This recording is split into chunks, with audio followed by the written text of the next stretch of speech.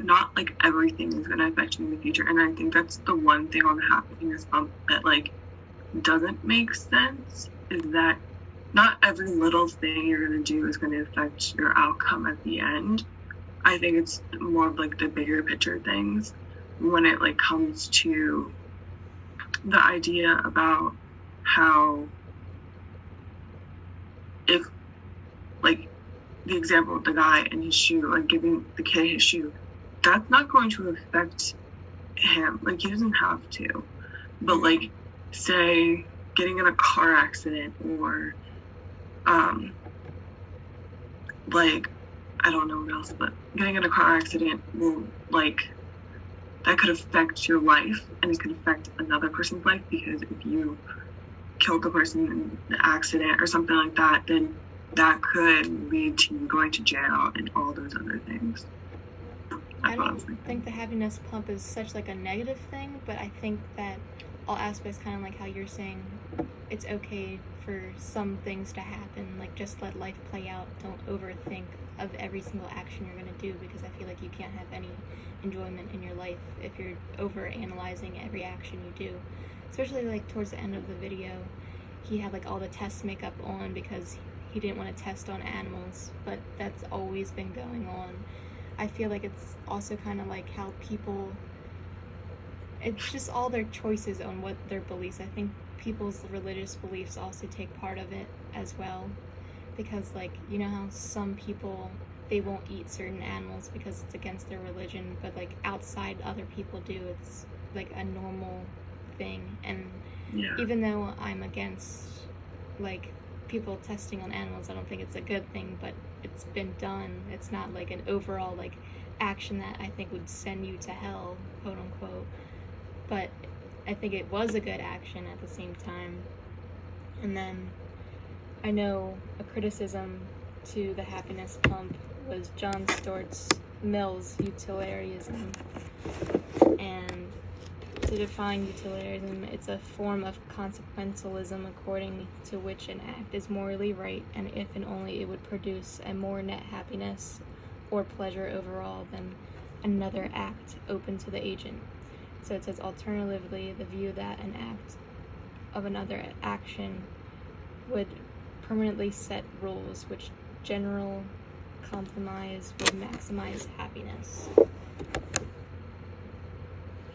To like go with what you're trying to say with the definition, with like the guy and how he had like the test makeup on and everything, that didn't make him happy. And I think that's what, like, yes, it did give him more like happiness points or something he was talking about,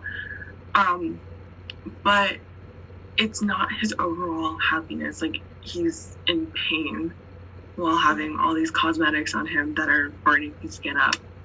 Like, he's not able to, but like, if he, say, like, bringing it into modern day with like the coronavirus and how there's people testing for like the virus, like for the drug, so we can make sure nobody else gets this, that like there's people who are doing this not out of happiness, they're doing it out of like needing money, pretty much. Yeah. So, and you could especially like towards the end, he kind of like realized he wasn't doing like the best action, and then he was like, oh wait, like let me fix this, like let me give you a haircut. And like you can tell like he really doesn't want to. I feel like his mental health is really suffering from just trying to be so good to everyone else that he can't even focus on himself at the same time, which I think isn't good. No, like you have to make sure yourself is like okay before like anybody else. That's what I always say, because like your mental health is the most important thing, and then also on top of it, like you need to make sure you're okay before anybody else is okay. You have to make sure you're taking care of yourself, you're doing what you need to do to survive, because like you can't just make other people happy. And I think that's how like sadly a lot of relationships end is because one person is just trying to make the other person happy all the time. And yes, that's what I think about when I was thinking about that too, is that like there's a lot of people trying to get into relationships and they just like can't, because they eventually are like just smothering the person with like trying to be a good person. But that's what I was thinking. I just don't think it's a good thing. I think it's more of a negative aspect. I completely agree. And then one of my philosophical questions like I came up with this was kind of like, why do people act the way they do if they know how their actions right now are going to affect their afterlife? So like, why would he want to like always be happy and treat everybody with goodness, like even though knowing that he's suffering? And when I think of that question, I just think maybe it's just because they're so scared of afterlife, they are so scared of the aspect of hell or like the negative aspects what they do now, so they try to be their best person and suffer a little bit just to make sure they go maybe to heaven or whatever you believe afterlife is, they have a better afterlife than they're living now. To bring it on, I actually watched the first season of the show, and two of the main characters, one of the guys was actually, he was like a scientist or something, and he basically wrote a bunch of self-help books, and he actually ended up in purgatory. And like, that's what I'm like whatever you do, like like you might think it's great, you might think it's like, oh, I'm definitely earning my way up to heaven, but it could be the complete opposite. It could be seen as like a selfish act. It could be seen as something that you're just benefiting off of other people's demises and stuff like that.